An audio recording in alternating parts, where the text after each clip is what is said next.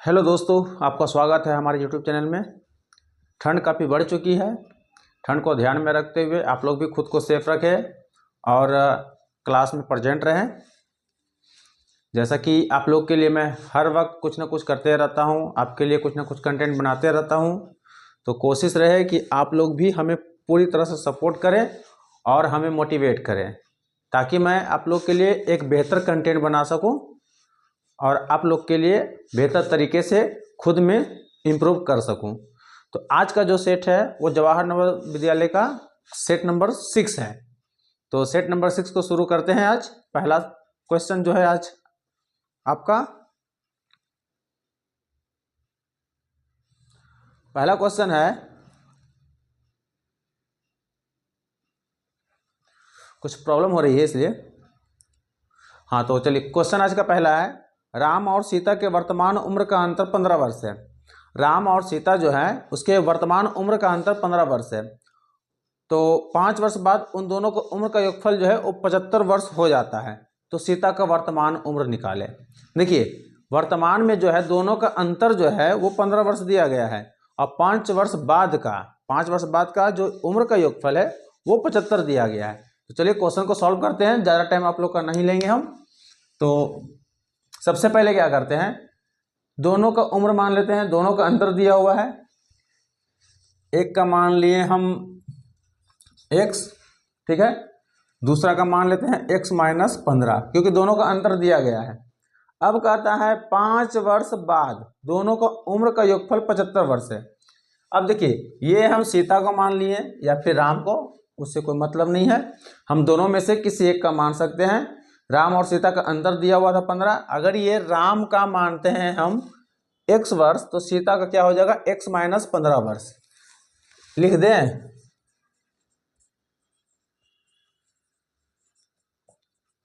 चलिए लिख देते हैं।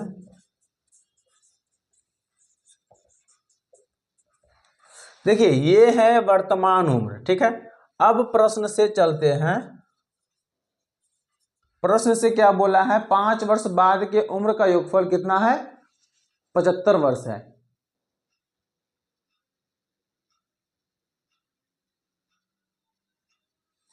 तो चलिए सॉल्व करते हैं। अब 5 वर्ष के बाद, तो दोनों का 5 वर्ष के बाद का उम्र बढ़ेगा ना, समझ रहे हैं ना। चलिए, तो x प्लस 5 ये प्लस x माइनस 15 प्लस 5 बराबर 75। अब ये कैसे समीकरण सेट किए हैं वो समझिए आप। दोनों का उम्र 5 वर्ष बाद का योगफल 75 वर्ष है, तो दोनों में 5 वर्ष बढ़ेगा। ये है राम का उम्र 5 प्लस किए हैं, ये है आपका सीता का उम्र 5 प्लस किए हैं। यहाँ प्लस क्यों दिए हैं, क्योंकि क्वेश्चन में कहा है दोनों का योगफल 75 है, तो हम 75 को रख दिए यहाँ पे। अब देखिए क्या कहते हैं, चर पद अचर पद को हम चेंज करेंगे। ये x और प्लस x कितना हो जाएगा, 2x। ये प्लस 5 कितना होगा, प्लस 10। ये माइनस में 15 है, तो प्लस 10 ये लिख दिए। अब देखिए 2x माइनस प्लस माइनस 15 में से 10 गया तो 5 बच गया, ये 75। तो 2x बराबर 75, ये 5 इधर आके प्लस में हो जाएगा, ये 80 हो गया। ये 2x ये कट गया तो x बराबर 40 आ गया। x बराबर 40 आ गया है, तो x हम किसका माने थे हम, देखिए राम का माने थे हम x, यानी कि इसलिए राम का वर्तमान उम्र क्या हो जाएगा, 40 वर्ष। पूछा था किसका प्रश्न में, प्रश्न में पूछा है सीता का वर्तमान उम्र, सीता का पूछा है, ठीक ना। तो सीता का कितना हो जाएगा,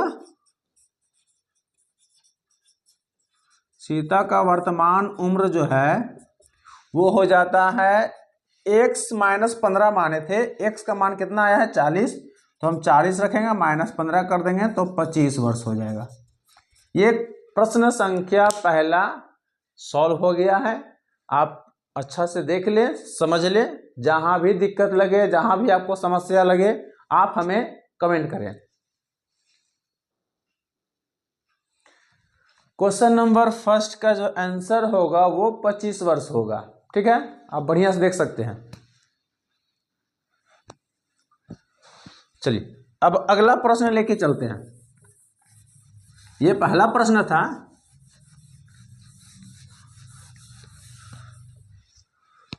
अगला प्रश्न क्या है सोच देखिए। कहता है मोहन सोहन से उम्र में 4 गुना बड़ा है। मोहन सोहन से उम्र में 4 गुना बड़ा है। यदि दोनों का उम्र का अंतर 45 है तो मोहन का उम्र बताना है आपको।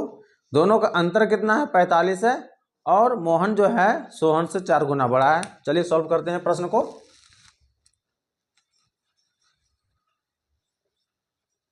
सोहन का उम्र कितना हो जाएगा? 1 वर्ष, ठीक ना, क्योंकि मोहन जो है सोहन से 4 गुना बड़ा है, तुलना किया है सोहन से, तो मोहन का कितना हो जाएगा? मोहन का उम्र जो है वो हो जाएगा 4x, ठीक ना। क्यों? क्योंकि मोहन सोहन से 4 गुना बड़ा है। अगर हम सोहन को x माने हैं तो ये 4x हो जाएगा। मान लेते हैं अगर हम बोलते हैं आपको कि मोहन के पास सोहन से 4 गुना पैसा है, तो अब मान लेते हैं सोहन के पास 20 रुपया है, तो मोहन के पास कितना हो जाता है? 4 गुना बोले हैं तो 20 चौक 80 हो जाता है। तो ठीक उसी पे हम इसको सेट किए हैं ताकि आप लोग को आसानी से और सरल भाषा में समझा सके, इसलिए हम इस तरह से पढ़ाते हैं। अब देखिए प्रश्न से चलते हैं। प्रश्न से क्या दिया गया था? दोनों का उम्र का अंतर 45 वर्ष है। दोनों का उम्र का अंतर 45 वर्ष है। तो चलिए देखिए दोनों का अंतर 4x माइनस एक्स बराबर 45, तो 4x में से x गया, 3x बराबर 45, ये इससे कट गया, कितना बार में? 15 बार में कट गया। x का मान 15 आया। सोहन का कितना है? x माने हैं तो सोहन का कितना हो जाएगा? x का मान कितना आया? 15 ना आया, तो 15 रखेंगे x के जगह पे तो 15 वर्ष हो जाएगा, ठीक है। अब मोहन का हो जाएगा 15 चौके 60। पूछा है किसका? मोहन का। मोहन का पूछा है, यहाँ पे नहीं दिख रहा है, ठीक है, लाइट है ना, थोड़ा सा प्रॉब्लम होता है। चलिए मैं वहाँ पे नहीं लिखूंगा। तो x का मान 15 आ गया है, तो मुझे निकालना है मोहन का, सोहन का नहीं पूछा है। तो जितना मुझे कहा गया हम उतना ही करेंगे। मोहन का उम्र कितना हो जाएगा? 15 चौके 60 वर्ष। ये 60 क्यों हो गया? क्योंकि इसमें 4 गुना x दिया हुआ है। x का मान कितना आया था? 15, तो 15 चौके 60 वर्ष। समझ में आ रही ना? चलिए समझिए अच्छा से।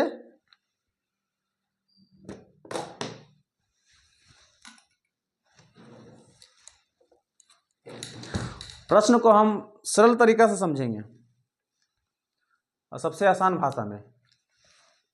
कहीं भी दिक्कत हो आप हमें कमेंट करें, बेझिझक, एनी टाइम।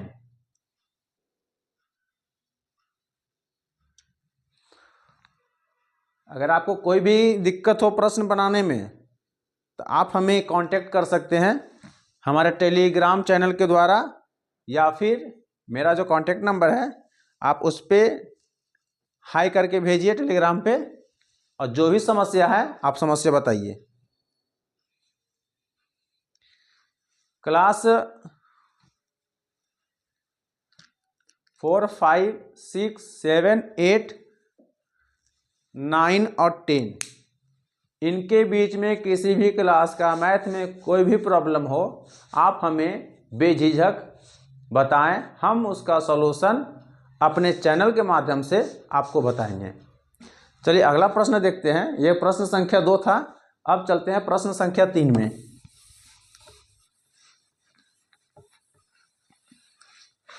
प्रश्न संख्या 3 है, वृत्त की परिधि निकाले। यदि वृत्त का क्षेत्रफल 154 वर्ग सेमी हो। वृत्त का परिधि निकालना है यदि वृत्त का क्षेत्रफल 154 वर्ग सेमी हो। क्वेश्चन बहुत ही आसान है, ज़्यादा कुछ है नहीं इसमें। देखिए वृत्त का क्षेत्रफल दिया गया है, वृत्त का क्षेत्रफल जो दिया गया है वो 154 सेंटीमीटर स्क्वायर है।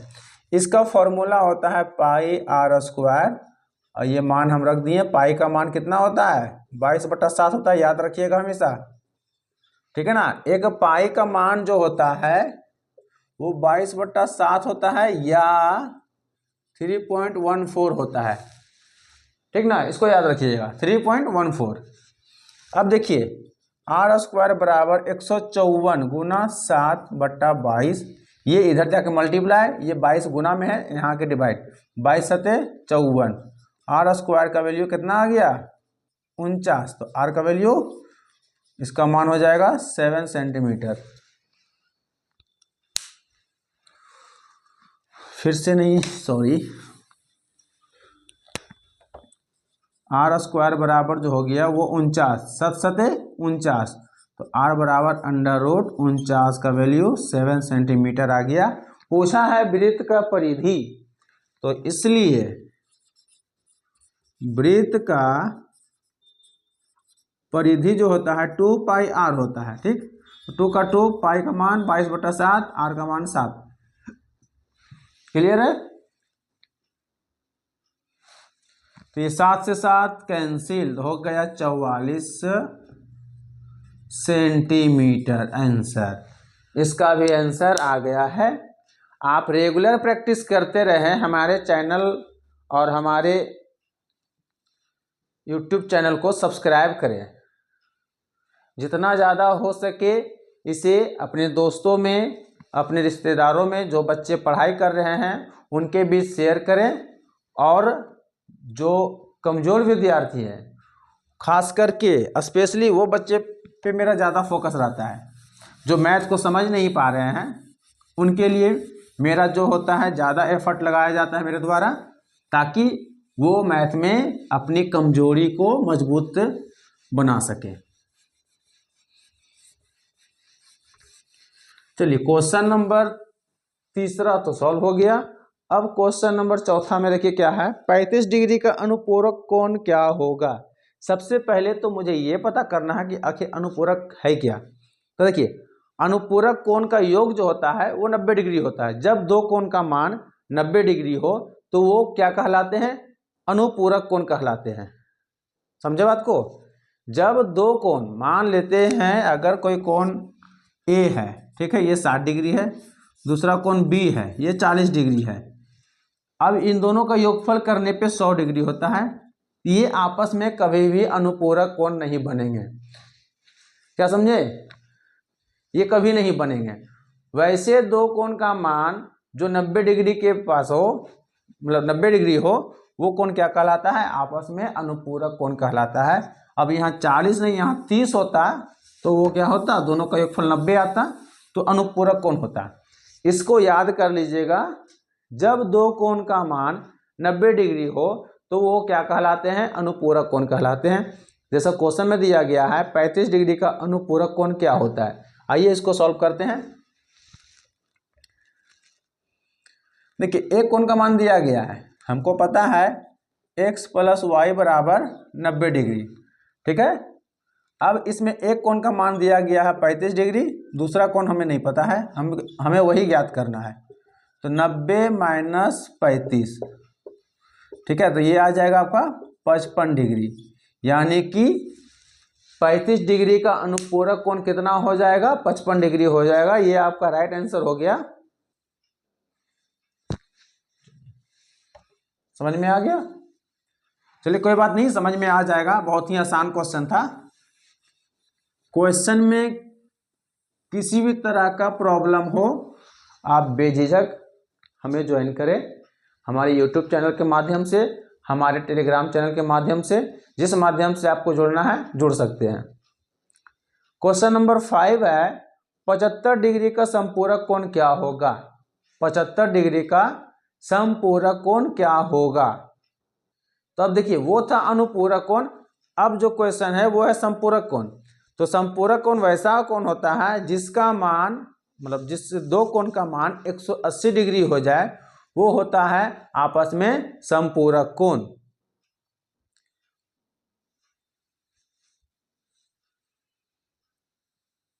समझे बात को?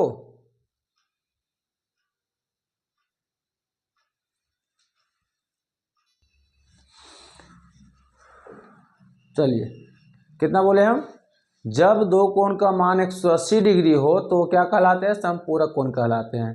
क्वेश्चन नंबर 5 में है 75 डिग्री का समपूरक कोण क्या होगा। आइए इसको सॉल्व करते हैं।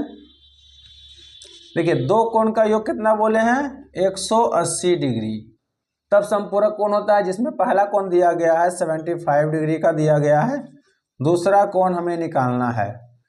अब देखिए y बराबर 180 डिग्री माइनस 75 डिग्री, ये आपका सब्सट्रैक्ट करेंगे तो कितना आ जाएगा 105 डिग्री, यानी कि सेकेंड कोण मुझे कितना मिला 105 डिग्री। तो इसका राइट आंसर हो गया 105 डिग्री। क्वेश्चन नंबर 5 था ये। अब क्वेश्चन नंबर 6 में चलते हैं। मैथ एक ऐसा सब्जेक्ट है कि आप जितना प्रैक्टिस कीजिएगा उतना ही इसमें आप अच्छे बनिएगा। अच्छे का मतलब आप ज़्यादा समझ पाइएगा और किसी भी मैथ को आप आसान से सॉल्व कर सकते हैं।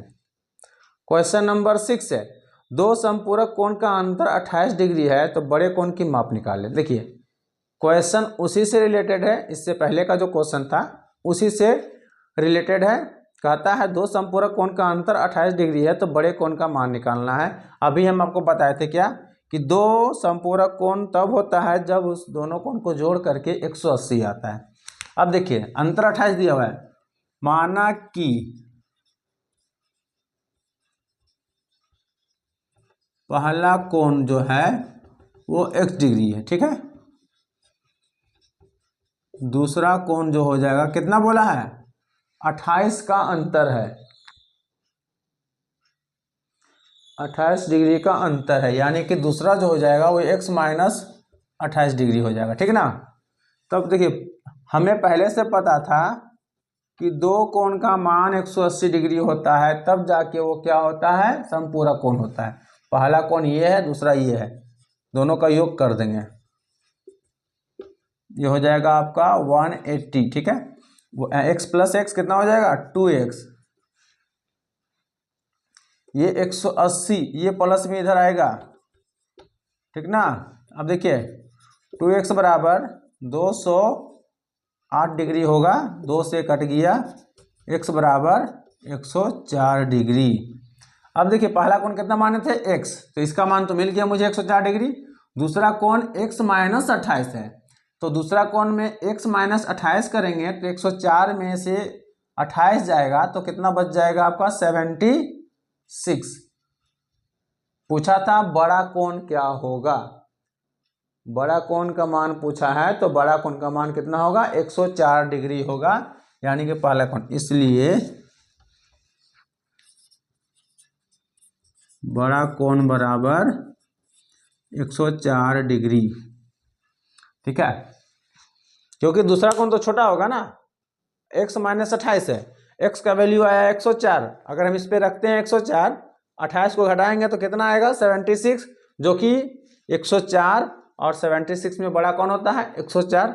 हमसे पूछा गया है सवाल में कि बड़ा कोण का मान क्या होगा, तो बड़ा कोण का मान 104 डिग्री हो गया, छोटा कोण हमें नहीं निकालना है। चलिए ये प्रश्न सॉल्व हो गया, इसका राइट आंसर कितना हुआ 104 डिग्री।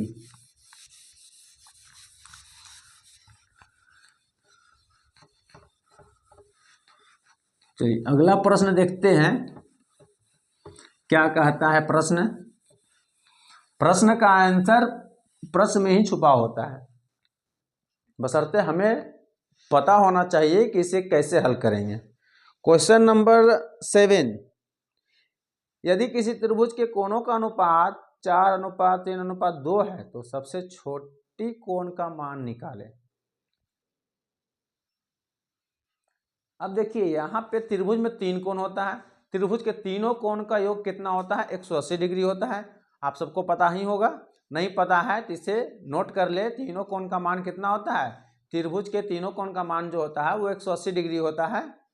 अब यहाँ पे सवाल किया है कि छोटा कोण का मान निकालना है, 3 कोण होता है, हमें 2 कोण से मतलब नहीं है, हमें फाइंड आउट करना है सबसे छोटा कोण। तो चलिए सॉल्व करते हैं क्वेश्चन को। देखिए कोण ए पहला कोण हो गया, x मान लिए, कितना अनुपात दिया हुआ है 4:3:2 के अनुपात में दिया हुआ है, इसको 4x मानते हैं, ठीक है। कोण बी का वैल्यू 3x, कोण सी का वैल्यू x। 4 3 2 सॉरी 2x होगा। x हम इसलिए मानते हैं क्योंकि इससे मान निकालना आसान हो जाता है, और यहाँ पे अनुपात दिया हुआ है तो अनुपातिक राशि जो होता है हम अल्फ़ाबेटिकल का कोई भी लेटर मानते हैं, इसलिए हम x मानते हैं क्योंकि x ज़्यादा यूज होता है, उपयोग में आता है। तो ये हो गया। अब हमें ये भी पता है त्रिभुज के तीनों कोण का योग कितना होता है, कोण A प्लस कोण B प्लस कोण C के बराबर 180 डिग्री होता है। कितना होता है, 180 डिग्री होता है, 180 डिग्री। कोण A का मान कितना है 4x, कोण B का मान 3x, कोण C का मान 2x बराबर 180 डिग्री। 4 3 7 2 9x बराबर 180 डिग्री हो गया। अब देखिए ये x बराबर जो कट गया यहाँ से 20 डिग्री, ठीक ना। x बराबर कितना आ गया 20 आ गया है। अब हम क्या करेंगे, कोण A जितना माने हैं वहाँ पे रखेंगे, कोण B जितना माने हैं वहाँ। कोण A का मान कितना माने हैं, देखिए कोण A बराबर है 4x, तो 4 गुना 20 बराबर 80 डिग्री। कोण B कितना माने थे 3x, तो 3 गुना 20 बराबर 60 डिग्री। समझ में आ रही है ना। कोण C कितना माने हैं 2x, तो 2 गुना 20 40 डिग्री। सवाल क्या था कि छोटी कोण का मान निकालना है, तो छोटा कोण आपको दिख रहा है इसमें कोण C, और कोण C का मान कितना आया है 40, तो इसका राइट आंसर क्या होगा 40।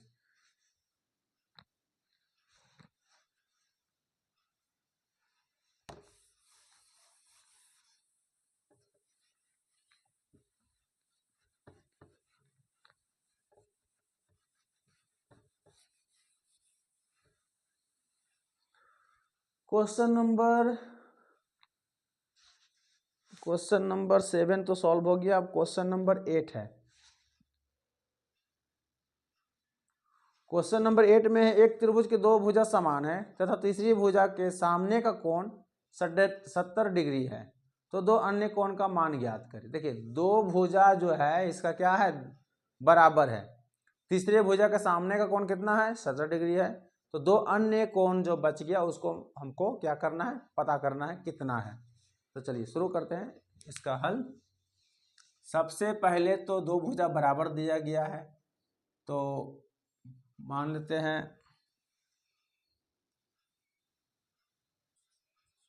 क्वेश्चन में थोड़ा सा गलती है, वहां पे कोण होना चाहिए, ठीक है ना। दो कोण बराबर है तो कोण A बराबर x, तो कोण B बराबर x, कोण C का वैल्यू दिया गया है 70 डिग्री। क्वेश्चन में थोड़ा सा हम सुधार कर लेंगे कि जो भुजा दिया गया है वहां पे क्या होगा कोण होगा। एक त्रिभुज के दो कोण समान है तथा तीसरा कोण का मान जो है 70 डिग्री है। क्वेश्चन टाइप करते हैं खुद से, थोड़ा सा गलती हो जाता है, इसलिए यहाँ पे गलती हुआ है, इसको सुधार कर लेंगे। जहाँ पे भुजा है वहाँ पे क्या करेंगे हम कोण रखेंगे हम। चलिए आपको अभी बताए हैं, हमको पता है कोण A प्लस कोण B प्लस कोण C का मान कितना होता है 180 डिग्री होता है। ये x प्लस 70 डिग्री बराबर 180 डिग्री, ठीक ना। अब देखिए x 2x बराबर 180, ये इधर जाके माइनस में होगा 70 डिग्री कितना हो जाएगा 110 डिग्री, ये हो जाएगा 2x कट गया, x बराबर 55 आ गया, ठीक ना। x बराबर 55 आ गया है। तो पूछा था क्या क्वेश्चन नंबर 8 में दो अन्य कोण का मान ज्ञात करें। दो अन्य कोण क्या है A और B, कोण A बराबर 55 डिग्री, कोण B बराबर 55 डिग्री, ये दोनों कोण का मान हमें प्राप्त हो गया। क्वेश्चन नंबर 9, इनमें से अधिक कोण कौन है। देखिए जो 180 डिग्री तक होता है उसे क्या कहते हैं अधिक कोण। अब यहाँ पर देख लीजिए 90 से ऊपर 180 से कम, ठीक ना, 90 से ऊपर 180 डिग्री से कम, वो जो है आपका अधिक कोण में आता है। अब यहाँ पे ऑप्शन के अकॉर्डिंग देखते हैं तो ऑप्शन ए में है 105 डिग्री, ऑप्शन बी में 90 डिग्री, ऑप्शन सी में 80 डिग्री, ऑप्शन डी में 70 डिग्री है। तो बताइए कि 90 से ऊपर 180 तक जो कोण होता है वो अधिक कोण होता है। तो 105 डिग्री इसका राइट आंसर होगा, क्योंकि ये 90 से ऊपर है और 180 के अंदर है। तो राइट आंसर क्या हो जाएगा? 105 डिग्री होगा। समकोण किसे बोलते हैं? जिस कोण का मान 90 डिग्री होता है उसे समकोण बोलते हैं, और जिस कोण का मान 90 से अधिक 180 के मध्य हो उसे क्या बोलते हैं हम लोग? अधिक कोण बोलते हैं। कहीं गलती हो जाए तो उसे मैं अगले वीडियो में सुधार दूंगा, आप हमें बता दें। तो क्वेश्चन नंबर 9 तो हो गया। क्वेश्चन नंबर 10, त्रिभुज के तीनों कोण का योग कितना होता है? अभी 2 मैथ में बताया हूँ, 2 सवाल इस पे। कोण ए प्लस कोण बी प्लस कोण सी बराबर 180 डिग्री। इसका भी राइट आंसर वही होगा कि तीनों कोण का योग कितना होता है? 180 डिग्री। ऑप्शन नंबर डी होगा इसका राइट आंसर। क्वेश्चन नंबर 11, जिस कोण का मान 90 डिग्री हो उसे क्या कहते हैं? देखिए ये डिफिनेशन है, परिभाषा है, आपको याद करना होगा कि अधिक कोण किसे कहते हैं, न्यून कोण किसे कहते हैं, समकोण किसे कहते हैं। ये सारा परिभाषा है, इसको आपको याद करना है। ये याद करने का चीज़ है, ये याद कीजिएगा तब ये आप क्वेश्चन का आंसर आप दे सकते हैं, अन्यथा आंसर आप नहीं दे पाएंगे। तो इसका जो राइट आंसर है वो है समकोण। वैसा कोण जिसका मान 90 डिग्री हो उसे क्या कहेंगे? समकोण कहेंगे। क्वेश्चन नंबर 12, 400 का 30% कितना होगा? देखिए 400 का 30% का मतलब गुना 400 का 30% कितना होगा? तो ये कट गया आपका 4 बार में, तो ये हो जाएगा 120। यहाँ पे नहीं बताना है, यहाँ पे लाइट बार बार लगता है। देखिए 400 का 30%, ये कट गया 4 बार में, 4 तिया 12, 120, यानी कि 400 का 30% कितना हो गया है? 120 हो गया। क्वेश्चन नंबर 13 चलते हैं, देखिए आगे। क्वेश्चन नंबर 13 है, वह छोटी से छोटी संख्या ज्ञात करे जिसे यदि 480 से गुना कर दिया जाए तो प्राप्त संख्या, जो प्राप्त गुणनफल होगा वो क्या हो जाएगा? एक पूर्ण वर्ग बन जाएगा।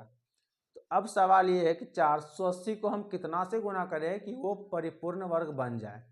तो देखिए इस तरह के क्वेश्चन को हम क्या करते हैं? अभाज्य गुणनखंड मेथड को अप्लाई करते हैं और उस पर क्या करते हैं? हम पेयर बनाते हैं। जो पेयर मतलब जोड़ा होता है, ठीक ना? जो पेयर अधूरा रह गया वही उसका आंसर होता है। तो चलिए हल करते हैं क्वेश्चन को और समझते हैं। 2 से क्या करेंगे? इसको लगाते हैं तो 240, 2 से लगा फिर से 120, 2 से लगा 60, 2 से लगा 30, 2 से लगा 15, अब लगेगा 3 से 5। अब देखिए पेयर बनाना है। ये 2 हो गया, एक जोड़ा, ये 2 हो गया। अब देखिए ये एक बच गया, ये भी एक बच गया, ये भी एक बच गया। तो हम क्या बोले? जिसका पेयर नहीं बनता है वही उसका आंसर होता है। तो 2 गुना 3 गुना 5, 2 तिया 6, 6 पचे 30। इसका जो राइट आंसर होगा वो होगा 30, ऑप्शन नंबर सी।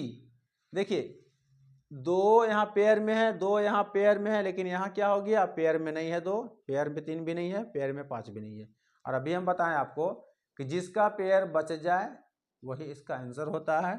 2 बचा, 3 बचा, 5 बच गया, तो 2 तिया 6, 6 पचे 30, इसका हो गया राइट आंसर 30।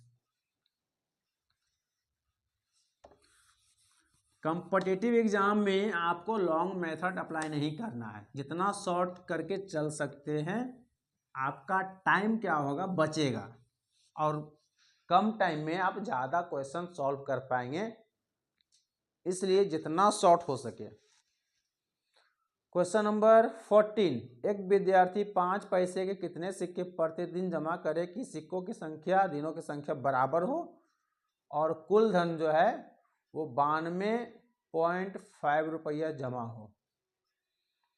क्वेश्चन में यहाँ थोड़ा सा गलती है, 92.45 रुपया जमा हो, प्रश्न में ये होना चाहिए। प्रश्न को सुधार देंगे बाद में हम, और टेलीग्राम चैनल पे अपडेट कर देंगे, ठीक है। तो इसको सॉल्व करते हैं। माना कि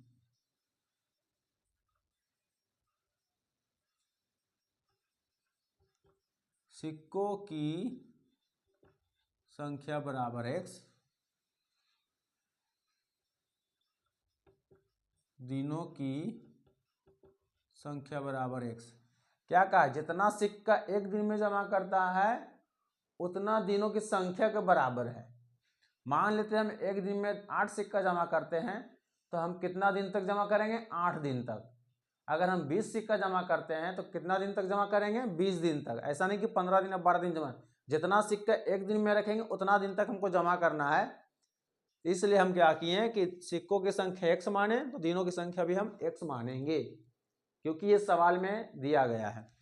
अब कहता है सिक्का कौन सा है, 5 पैसे का। हम अगर एक दिन में 5 पैसा का सिक्का 10 सिक्का रखेंगे तो कितना पैसा हो जाएगा, 50 पैसा। हम 10 से गुना किए 5 को, सिक्कों की संख्या गुने सिक्के की मात्रा, ठीक ना। तो चलिए आगे देखते हैं प्रश्न से। 5 इंटू एक्स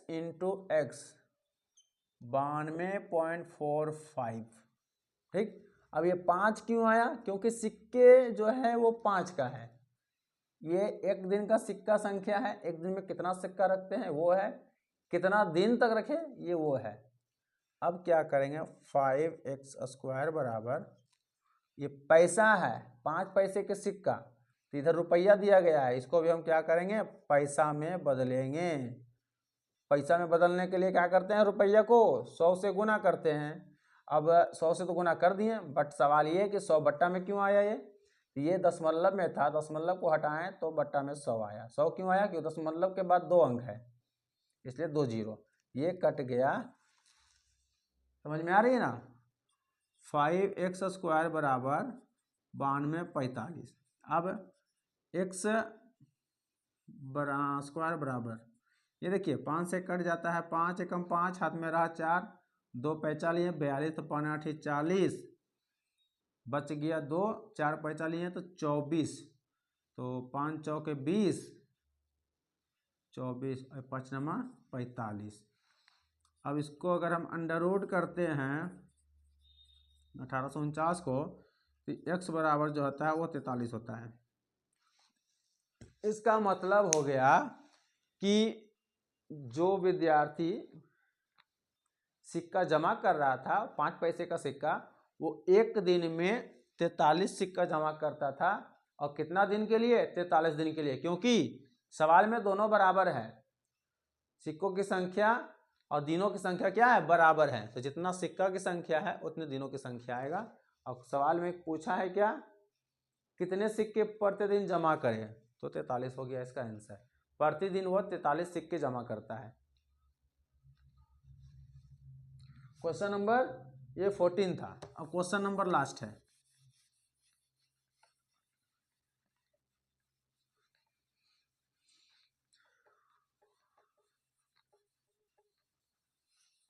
क्वेश्चन नंबर 15, ए और बी की आयु का योग 35 वर्ष है और उनका उनका अनुपात 4:3 है। योगफल कितना है, 35 वर्ष है और अनुपात कितना है, 4:3 है। तो बी की आयु निकाले। देखिए ए की उम्र कितना हो जाएगा, 4x, और बी का उम्र कितना हो जाएगा, 3x। प्रश्न से चलते हैं, प्रश्न से क्या बोला है, दोनों का योगफल, तो 4x + 3x दोनों का योगफल, इसलिए जोड़ दिए। योगफल कितना है, 35 है। तो 4 3 7x बराबर 35, ये कट गया, x बराबर 5। तो पूछा है किसका उम्र, b का पूछा है, इसलिए b की उम्र जो हो जाएगा कितना 3 गुने 5 15 वर्ष। और इसी के साथ जवाहर नवोदय विद्यालय का प्रैक्टिस सेट 6 समाप्त होता है। और कहीं भी कोई फॉल्ट नज़र आए आप हमें ज़रूर बताएं, कमेंट करें, ताकि मैं उसे अगले वीडियो में दोबारा से सॉल्व करके सही कर दें। तो आज का सेट समाप्त होता है, मिलते हैं अगले सेट में। आप लोग सही से रहिए, बढ़िया से रहिए। ठंड काफ़ी बढ़ी हुई है, इसको ध्यान में रखते हुए ही आप लोग स्वेटर जैकेट जैसे कि मैं पहना हूँ, ठंड बहुत ज़्यादा है। वीडियो मैं ट्राई करता हूँ कि रेगुलर बनाता रहूँ, बट ड्यूटी में इतना थकावट हो जाता है कि मैं थोड़ा सा टाइम खुद के लिए निकालना चाहता हूँ। आज भी बहुत थक गया था मैं, फिर सोचा कि नहीं चलिए कम से कम आप लोग के लिए वीडियो बना दूँ, रेगुलर रहूँ, ताकि आप लोग को दिक्कत ना हो। तो इसलिए आप लोग भी हमें मोटिवेट करें, हमारे क्लास को और इम्प्रूव करने में हमारी हेल्प करें, ताकि हमारा क्लास आप लोग के लिए हमेशा ही हमेशा चालू रहे, ठीक ना। तो अब आप लोग को हम विदा करते हैं, मिलते हैं अगले वीडियो में। देखते रहिए हमारे चैनल गायत्री एकेडमी। वीडियो को लाइक करें, शेयर करें